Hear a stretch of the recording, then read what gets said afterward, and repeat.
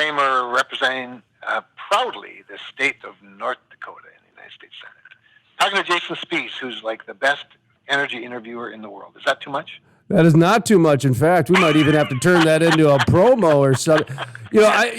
Someone was just asking me the other day, somebody in politics, because they noticed that I've had a little bit of a decrease of some politicians on in the past couple of years, and we've focused more on a lot of the business owners and kind of that supply chain, if you will, because interesting people. Yeah. Well, it's just it's just that you know how the market goes. You got to go where the market is. And somebody asked me, and I said, I'd have to put Senator Cramer up there. And they looked at me kind of bizarre, and they go, why? And I said, well, for number one, he's always accessible. And I said, if you look at the last 4 years, it's been like a rare albino elk sighting for a lot of people. They've been going and hiding, and some people are having a hard time, with when the energy started crashing, and then also when COVID came out. Not you though, not you. No, I said the other reason I like him is because we don't always see eye to eye, and we'll have civil conversation, and at the end we'll understand where each other's coming from because we're trying to get to the same spot, and we always know that. So. Anyway, I've put you in one of my favorite politicians through the years, and I've been doing this now for over 25 years. Yeah, it's amazing for a guy so young. I don't know how you squeeze those 25 years into such a short time, but the thing, Jason, I always tell the reporters here, although I chewed their butts yesterday, the media here at the Capitol, but I always tell them we're in the same business, basically, and that is to inform people what we're doing, what's going on in the Capitol. It's just that when sometimes they lose their way on what they inform people of. But anyway, you can only do that by talking to each other, gosh. Well, and you bring up a good point, especially going into 2021. We have a new president now, President-elect Biden, who has been very open about his feelings towards the fossil fuel industry. We have small businesses just clinging on to anything they can find right now. And before this kicked in, it was already starting to be a little bit difficult for a lot of the energy industry. So you spent a lot of time in the Trump's administration in the energy sector. Talk to me a little bit about what energy companies should know right now and what they should be considering and thinking about going into 2021. No, that's a great question. And one thing about, any successful businesses, you have to look forward, and you have to look forward with, realistic expectations, and of course prepare for what might be coming. And obviously the energy sector is very dependent on public policy. All businesses, but especially energy, especially when you're a net exporter like we are now as a country. That means geopolitics matters, and so clearly they have to be preparing for a Biden-Harris administration, and we should have some sense of what that looks like because, of the playbook from the Obama-Biden administration, and it already looks at this very early stage like the Biden-Harris administration is going to look a lot like Obama-Biden because something like 75% of the people that he's announced that he's going to nominate for offices in the cabinet worked in some capacity for the Obama-Biden administration. And I'm not criticizing that, I'm just stating that as a fact. So, we do have some sense, I guess, based on history. And, of course, remember during the Obama-Biden administration, there was a lot of sue and settle tactics between the agencies and the environmental groups that were then followed up with by stringent regulations, often beyond their legal jurisdictions. And then they'd also slow walk every permit possible. And so the federal government has a lot of control, everything from tax policy to environmental policy, and not even just the policies themselves, and we can talk about that in a little bit, but how these policies are administered, how rules are enforced. It's not just the regulation, it's the regulator. And so there's lots of ways they can slow walk things. So when the Trump administration came in, for example, the North Dakota Bureau of Land Management had one of the highest APD backlogs in the country. That's applications for permits to drill. And for the oil and gas industry, it's really clear they'll immediately go after methane regulations for new and existing sources and some type of prohibition to lease and drill on federal property. Now, one of the reasons the Bakken took off, much bigger and faster than other plays besides the fact that it's a very oil-rich play, is that a lot of North Dakota is not owned by the federal government. But we also know that much of the heart of the Bakken is on federal property, and so some type of a prohibition to lease or drill on federal land will be a really big issue for North Dakota. And we also know that there's about I guess Lynn Helms is saying there's about 48% of North Dakota's spacing units that have some amount of federal minerals. So even if it's not federal land, we do know that with our unitizing and whatnot, that there's a lot of federal minerals, and 48% is quite a bit. It's a substantial amount that you will lose access to. And that means a lot of lost revenue for neighboring mineral owners and governments,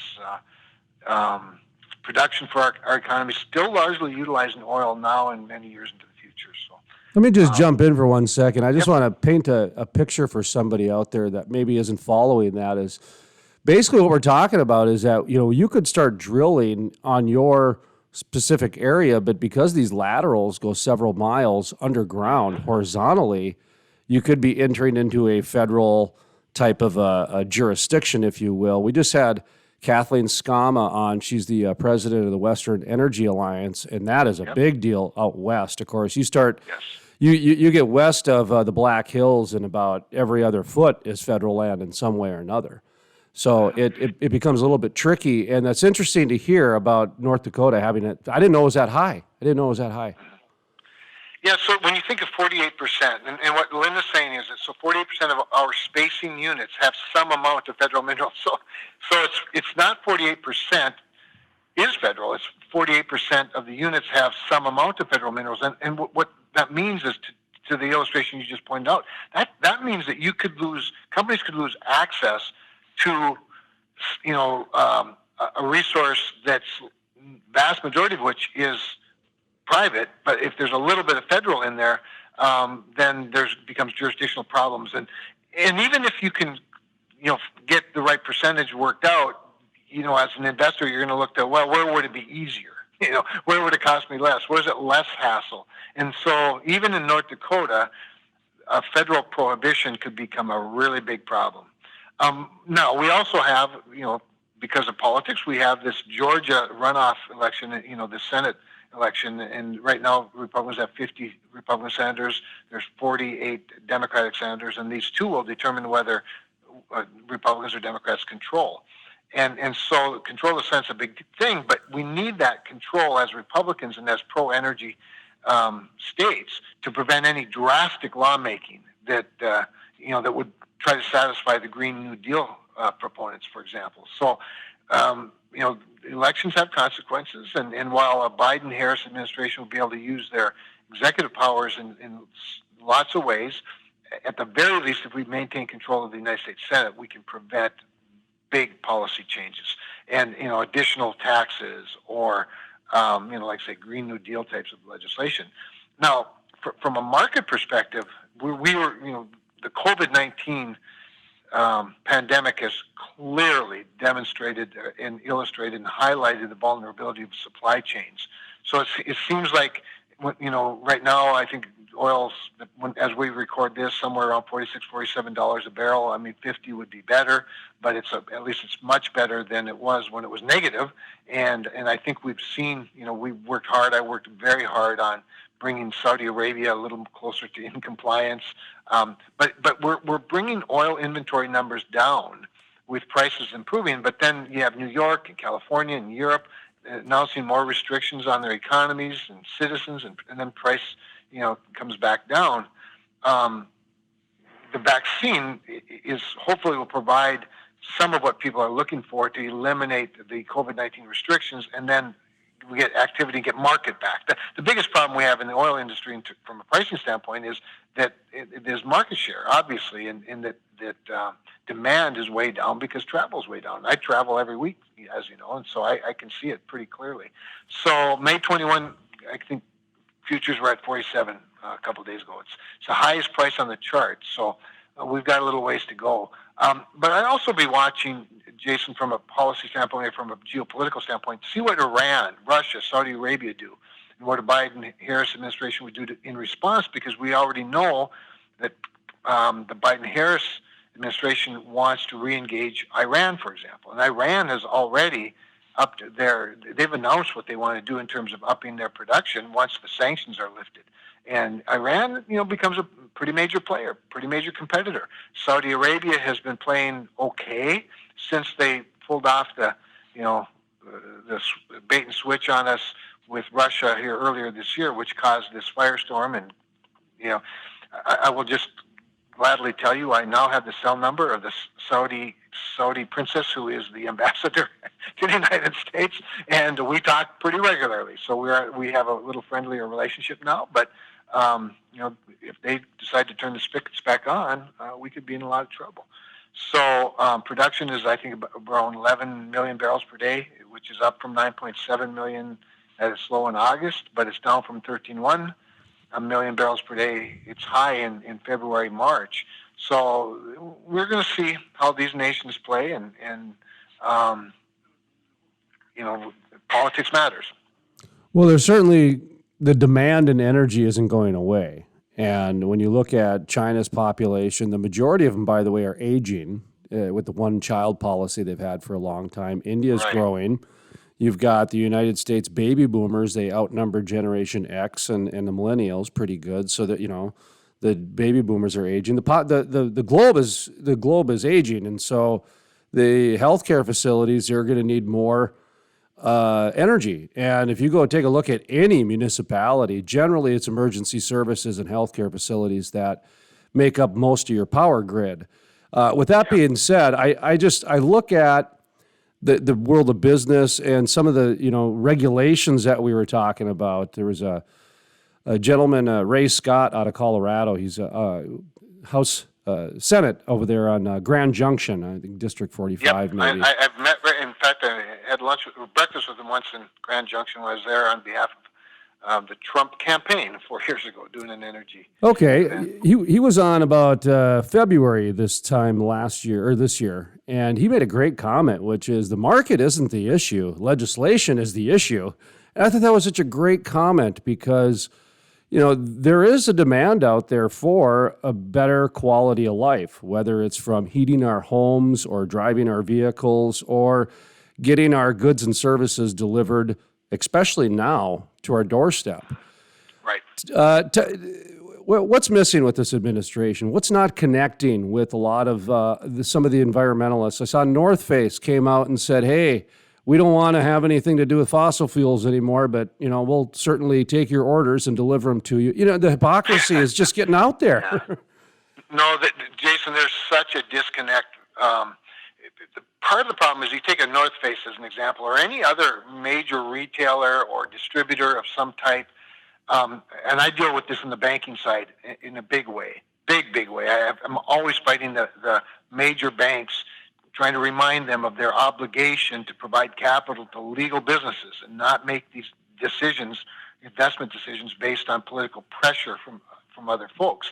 But all of that, whether it's political pressure, whether it's pressure from environmental extremists, or even in proxy wars that a lot of these companies have to deal with, it all creates some market. It either distorts a natural market. Well, usually that is the case. It'll distort a natural market. So it's clear that some of these companies are responding to that. But to the senator's point, to Ray's point, you also have policy that weighs in on that. Policy can either clear the way for a free market, or it can distort markets with regulations and tax policy and credits. And so we all have to be working on that. I think to the point of the market, it's not so much about demand. There is a demand shortage as a result of people not traveling.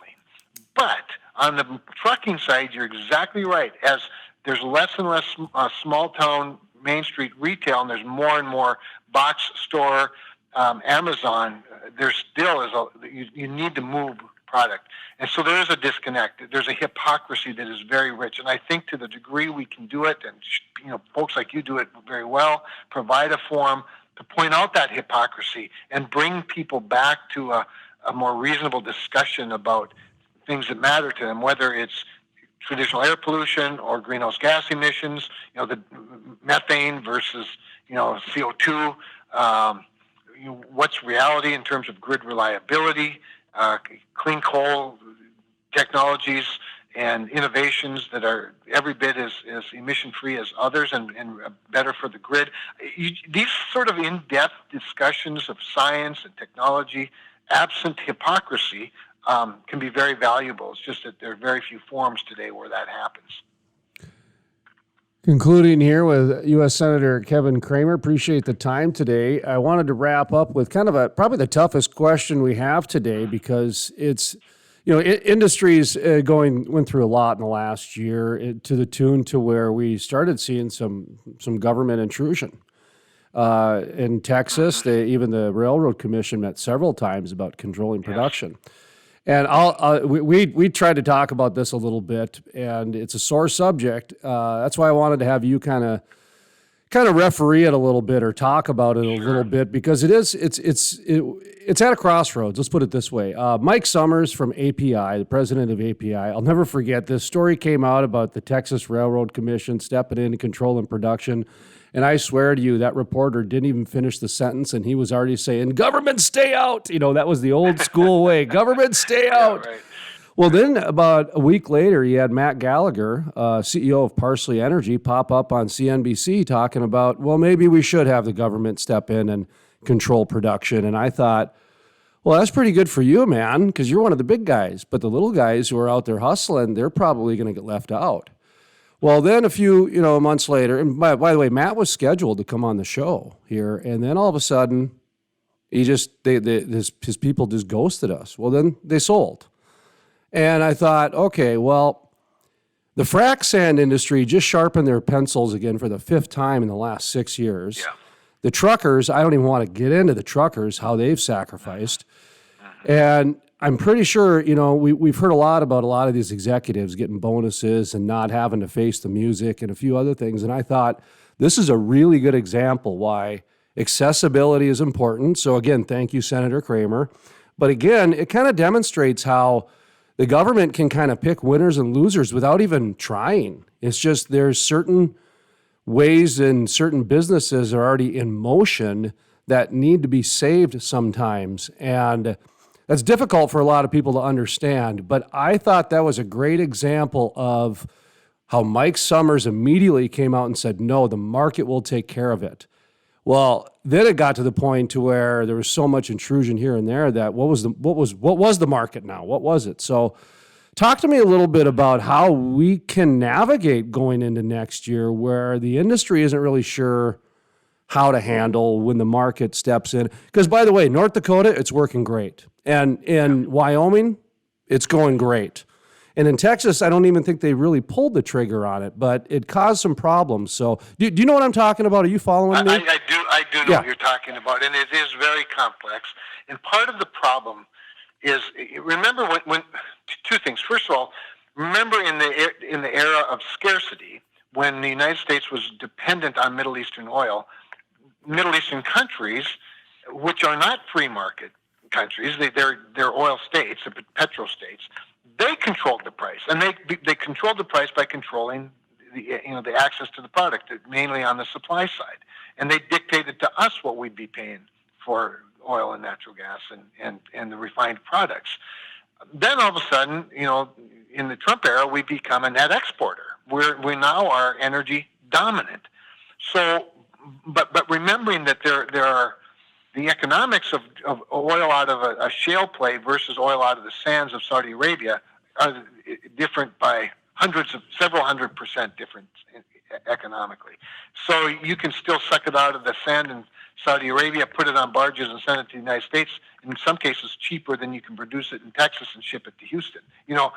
And so you have these market forces, but none of those market forces are completely pure. In fact, they're nowhere near pure. I would submit to you this, first of all, this working theory that I work off of. And I would love to take credit for it, but it was former Governor George Sinner, who in a speech that I heard once, and I'm sure he said it many times, but I was just a young guy, a young political trying to do everything I could to make sure that people like him never got elected again, in full disclosure. He said something very profound in his speech that I've never forgotten. He said, every sophisticated country in the world will always protect its food supply and its energy supply. Because if you never wanted to be dependent on others for it, and we've done that in this country, we still are, we're 20% of the world's economy, but we're only 5% of the world's population.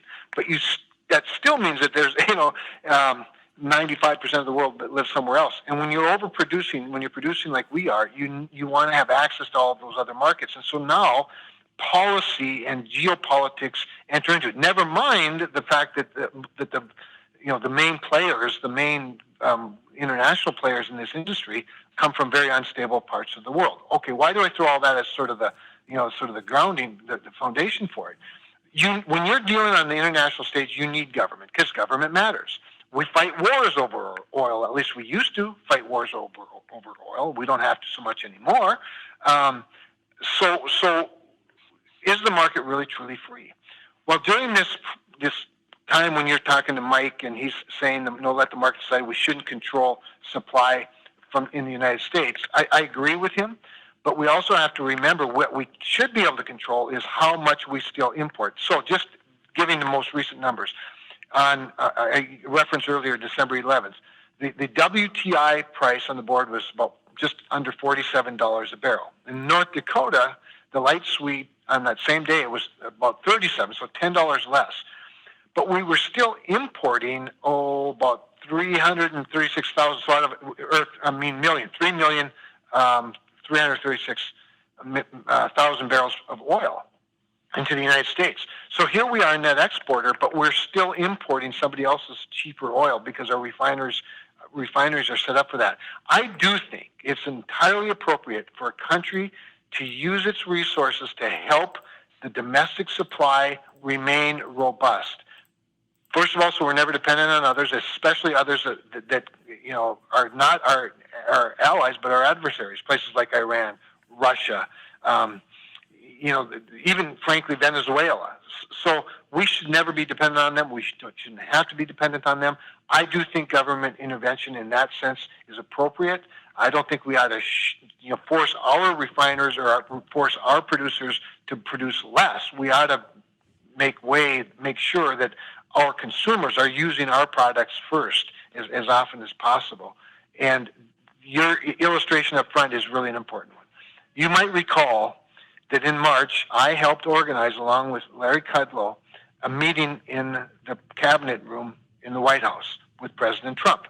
And in that meeting, there were a whole bunch of CEOs of major oil companies, and a couple of my colleagues, Dan Sullivan was there from Alaska and Ted Cruz from Texas, and then Harold Hamm and one other independent producer from Alaska, and Kelsey Warren from ETP was there. Otherwise, it was all multinationals. And the difference between a domestic producer, exclusive domestic producer like Harold Hamm, versus, and I'll leave out the names of the others, but these multinationals, they have business in all these other countries too. So for them, some of this stuff that we're talking about isn't all that beneficial. There's no disincentive for them to continue or to not produce somewhere else, but instead produce in the United States of America. That was sort of a convoluted explanation of the dynamics. It's woefully inadequate, but I worry a lot. I think the independent oil man is worth saving, Jason, at the end of the day. I think that having a supply chain that is American, largely American. Remember, the supply chain, the value chain of energy produced in the United States of America includes every single state in our country.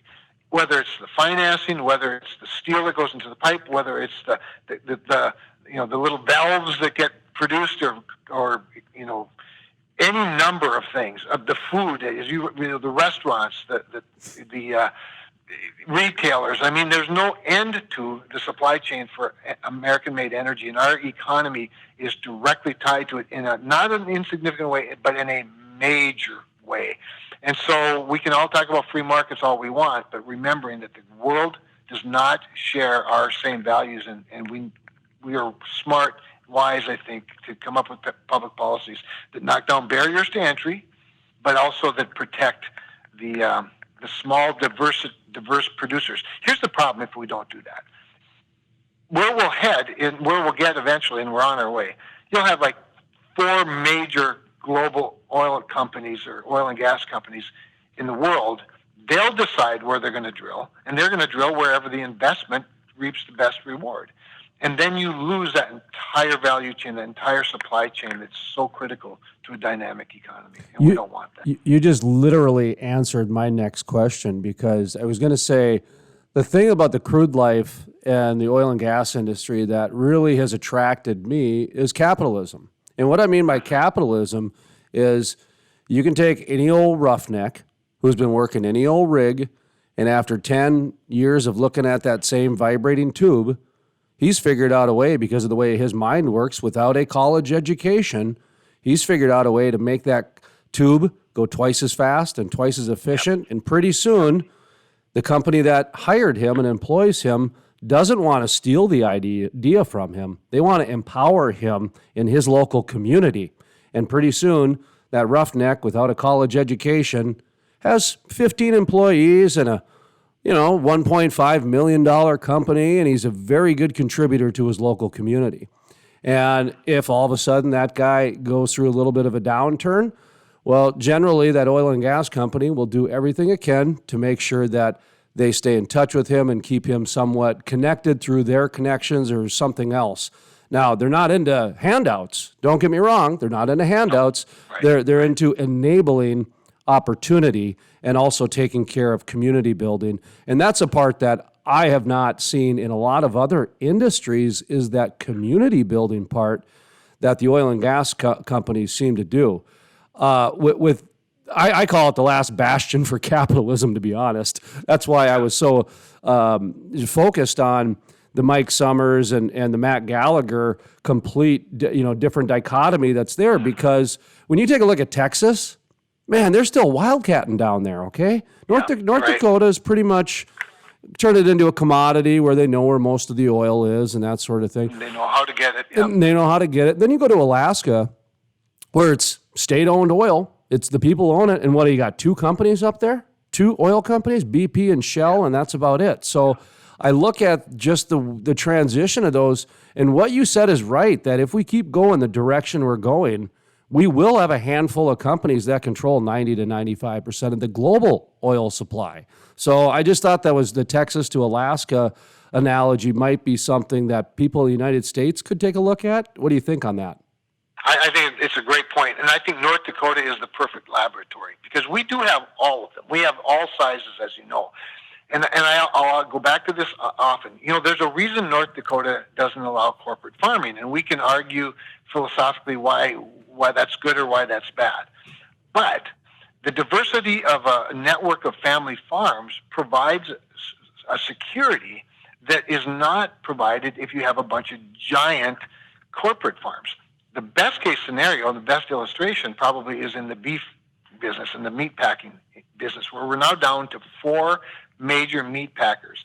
So what's happened as a result of that is that lack of diversity means that the rancher doesn't get enough money to earn a living, but the price of a steak goes up.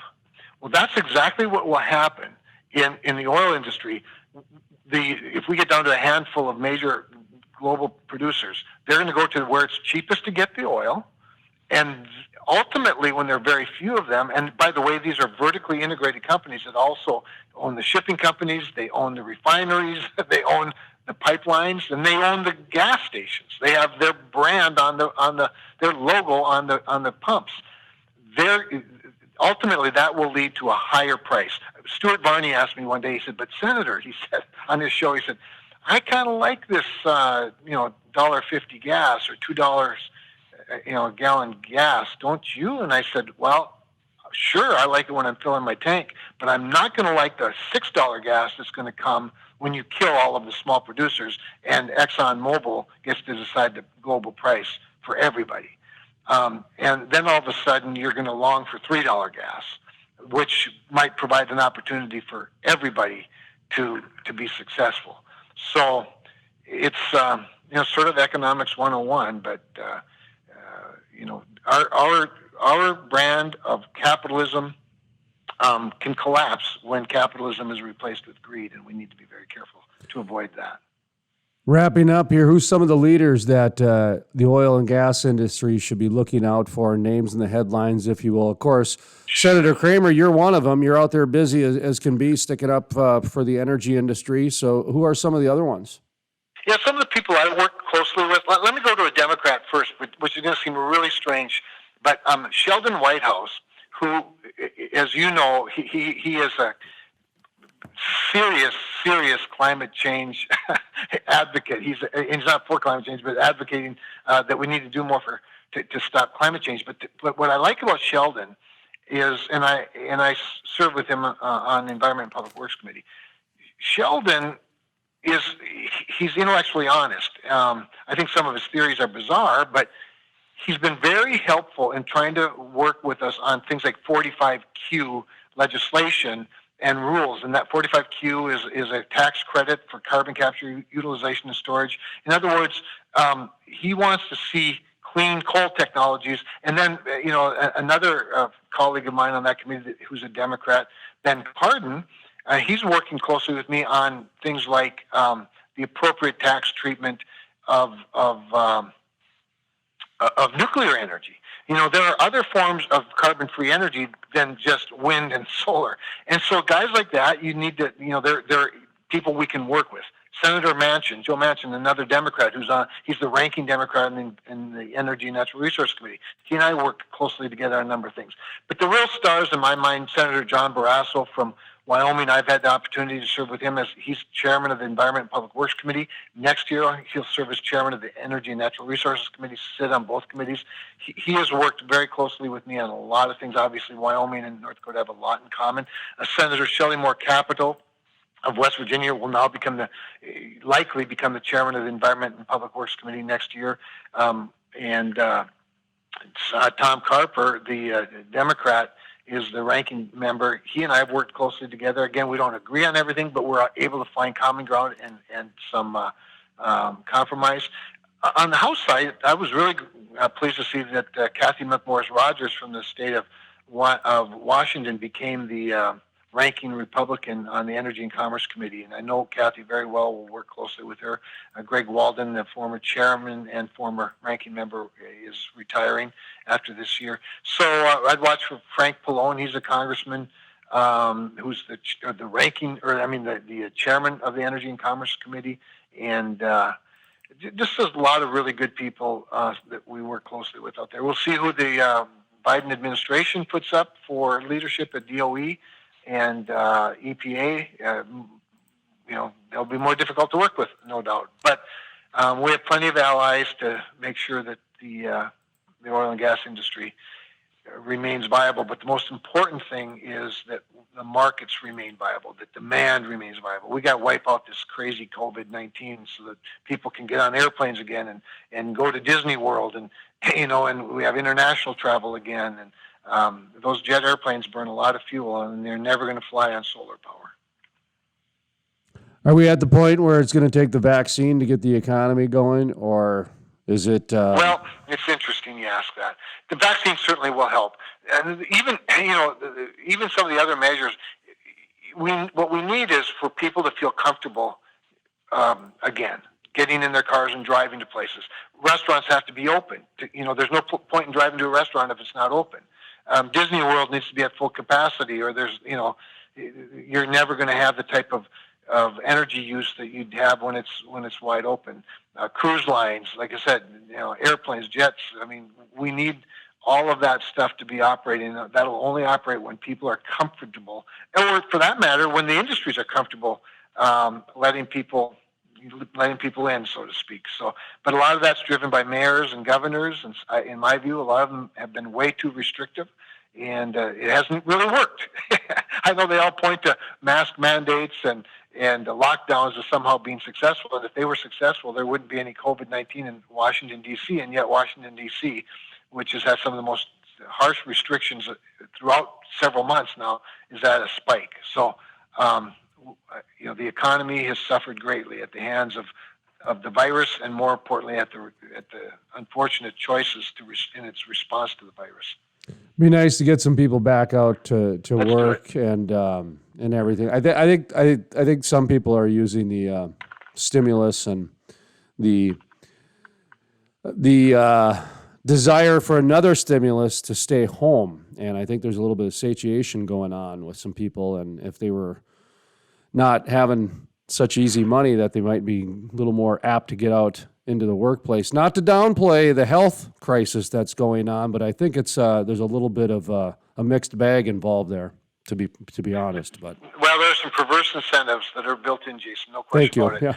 And we should have learned our lesson the first go around. That's why we're trying to be so careful going forward. You're right. There are people that are really hurting and they need help, and we should be helping them. We need to help them. Mm-hmm. And but there's the best thing for a restaurant, and I'm happy to help. Don't get me wrong. But the best thing would be for them to have customers again. So that ought to be our focus. Let's get people open. Let's get people back to work. The greatest stimulus check is a paycheck. And in the meantime, we need to build a little bridge to help them get there.